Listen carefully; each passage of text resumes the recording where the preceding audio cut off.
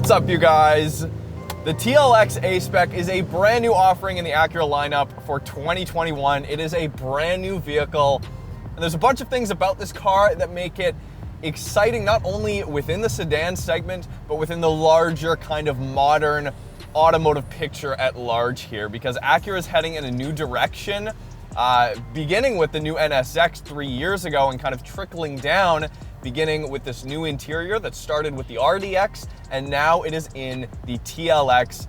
And let me tell you, this is a huge change over the previous generation and a great direction for Acura. So today, we're going to kind of show you what the TLX A-Spec is all about, how much it'll cost you, and most importantly, is it fun to drive? Is it capable? And is it, will it keep you awake on the road even when you're not doing some spirited driving? Now, first things first, this is an all-new platform for Acura. This does not share any parts anymore with the Honda Accord, although, even though this is the new 2-liter inline-4 turbo under the hood, it is still a K20. It's just the newest iteration of the K20. So it is effectively a detuned version of the engine that is in the Type R. Now, I'm sure there's a number of internal components that are different to, handle more of that boost and the stress that that Type R engine is under. But here in the TLX, the package is definitely leaning towards the more sporty side of the luxury sedan segment. This car definitely kind of straddles the line a little bit between that mid-sized sedan sports segment and the full luxury segment. So this new TLX, as you can see, upon first impression, looking at this car from the outside, the body of this new TLX is a few inches wider than the outgoing model. The track width is wider, and the actual wheelbase is 3.7 inches longer as well. So you have a lot more mechanical grip here out of the gate. Now, with the base TLX, you do get 235 tires all the way around. It's a square stance, because obviously TLX is a front-wheel drive based sedan. It is not a rear-wheel drive based sedan, although this one is fitted with the SH all-wheel drive. Super handling all-wheel drive.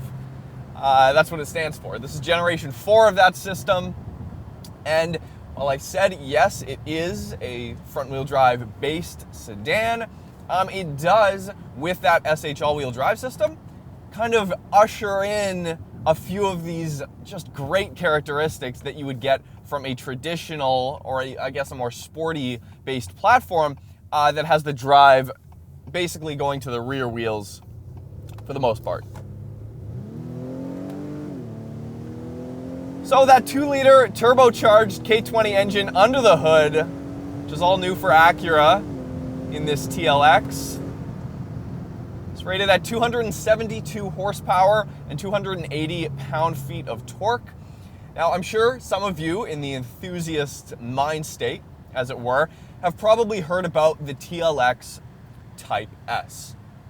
Now, Acura hasn't had the Type S nameplate since, I believe, the 07 Acura TL, which was available in a 6-speed manual. I've really always wanted to drive a 6-speed manual TL sedan. I just think that would be a great daily. Regardless, a little tangent there. But they haven't brought back that Type S nameplate until now. Now, that Type S is not available until the spring. So I'm hoping in the springtime here in BC, we'll be able to get our hands on that Type S with the turbocharged V6. And I'm sure that car is just, again, going to build upon what Acura has set here with the TLX. So as we're stuck behind this Gulf here, boom, the interior. This is the largest change for me before you even begin driving the car.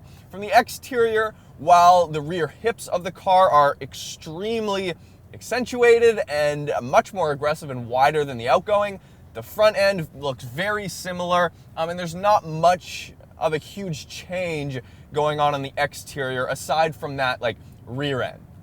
But the interior here is phenomenal. This is, of course, a trickle down from the MDX, which was the first Acura to receive this whole new interior and infotainment system, which, again, the RDX, that was trickled down from the NSX, which, of course, we drove very briefly back in 2018. And, again, for some context, the last Acura I drove, the last two Acuras I drove, was a single turbo 91 NSX and a 2017 NSX. So other than that, I haven't driven any other Acuras. So as you can see, the steering wheel hasn't changed much. There's still pretty much the same button layout you have here as you did in the ILX that we tested about a year ago. But the main differences come, yes, both in the gauge cluster, the heads-up display that is not available on this A-Spec, but is on the premium top-of-the-line or luxury version package of the TLX. But the center stack here is where you get the biggest changes. And this dynamic mode selector comes basically straight from the NSX, or looks very similar from this driving experience. And as well, then you have this very kind of Lexus-esque touchpad here that kind of uses the same system. So basically, as far as hand-eye coordination, you basically just touch exactly the corner where you see the button you want to hit on the screen is, and there you have it. And then you kind of move around from there. It takes a little bit to get used to. It's, infotainment is one of those things where you really have to spend a lot of time using it to get comfortable with a lot of these modern systems, because they all are slightly different. But again, if you've used a touchscreen before, this isn't a big deal. I know some manufacturers are doing this whole, it's also a touchscreen, but the main focus is down here where you control it, but you have the option to do both. I never really got that, and Acura here has decided to go with one solution, and I think that's a great decision. Everything's very simple. You have your drive and sport here, so if you leave it in drive, you're going to have automatic shifting. If you hit it into sport on the shift selector there, then the transmission goes into sport, and then if you hit the paddles, then you are in manual mode. And then the dynamic mode selector switch here enables you to toggle between 3 driving modes, preset driving modes. You have comfort, you have normal, also has that cool little chime kind of sound, and then you have your sport mode, which of course kind of makes the throttle a little bit more aggressive and a little bit more sensitive to your inputs. It keeps the revs higher so that it will enable you to really power out of any corner you want, whenever you want. But on the A-Spec here in Canada, this model does not come equipped with the adaptive dampers, the adaptive suspension. So in fact, the damping does not change between comfort, normal, and sport here in this A-Spec. If you do get the top model here in Canada, you get the adaptive suspension, but you don't get a few other things such as the deck lid spoiler out back. So the executive model kind of more catered towards and leaning towards that luxury segment, whereas this A-Spec holds on to a few of those kind of sporty touches and exterior features. Wow, the rear end rotating incredible there. In fact, almost to the point of losing traction. But as you can see in sport mode here, revs stay nice and high. 10-speed automatic transmission made it to that 2-liter. And of course, it's got VTEC. So VTEC plus turbo. Again, these modern K20 engines are so, they're so refined in the way the turbo plus VTEC is, comes together in the torque and power delivery. It's not this huge boost rush, and it's not this huge VTEC kick.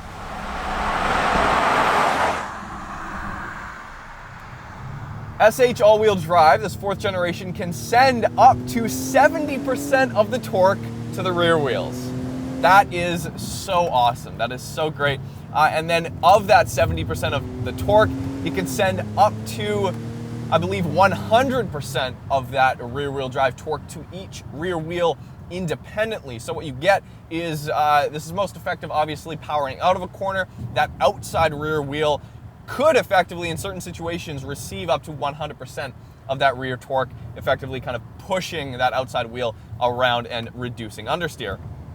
It works great. It works effectively. You still, upon entry, if you really turn in hard enough, the rear end will become loose, which is a dynamic that a lot of the front wheel drive guys that I know that drive front-wheel drive cars hard and on the track. That's kind of a behavior of a front-wheel drive performance car that those people would enjoy, because they can learn how hard they can push that in and set that rear end without it kind of losing traction. And here, the SH all-wheel drive will basically just save you. And it really does help in hunkering down that rear end on exit.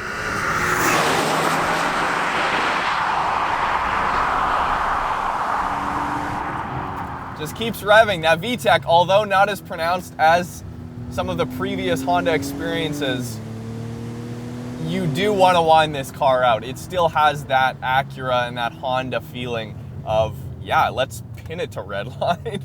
Let's bang off. Let's see what it sounds like when it hits that rev limiter. And the steering's good. It's got a variable ratio steering as well in this car. And it's nice. It's not too heavy. It definitely still has that premium luxury Acura feel. So don't get it wrong. This isn't Acura. It hasn't gone from like a luxury brand to like a hardcore sports brand. But they're melding the two better than they've ever done before. And again, my experience with Acura has mainly just been the first and second gen NSXs. Now the 10-speed automatic, it's not geared so tight that even in manual mode, you're finding yourself having to shift more than you want to. It's not like that. The top gears there are really just for that fuel economy. Although the paddles aren't the most responsive. They're nice on half throttle and kind of mid-range, but when you begin downshifting, it kind of has that same feel as is with the Mazda 3, in that the downshifts are not those really aggressive blips that you get in like the M and AMG products. It's not to that level. That you still have that little bit of lurch when you downshift, even with the paddles there.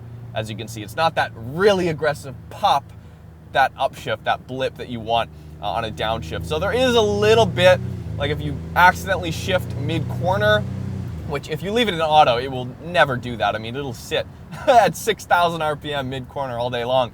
But if you do shift mid-corner, it has a tendency to kind of upset the car just a little bit more than those AMG or M experiences, which obviously are like a lot more money. But thank you guys so much for watching this quick review of the Acura TLX A-Spec.